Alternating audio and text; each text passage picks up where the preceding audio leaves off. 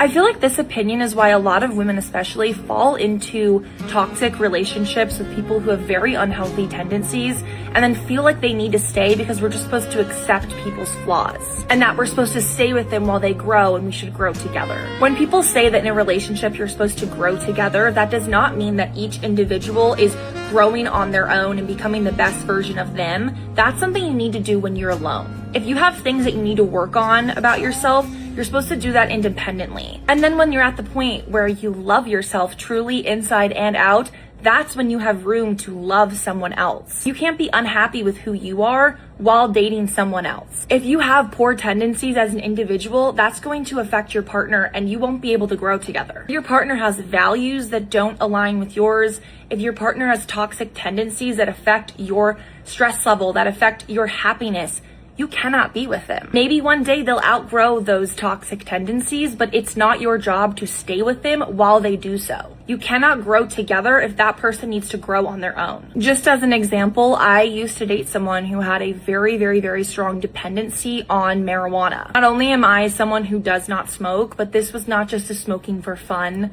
habit. This was a smoking because I needed to smoke thing, and it affected me. It caused this person to do things that a boyfriend should not do to their partner or that a human should not do to themselves. And I stuck around because I too had that thought that you're supposed to love people's flaws and that you can help them change and you're supposed to stay with them while they grow. But while I was putting in all this energy to help this person grow out of these horrible habits, I was losing myself.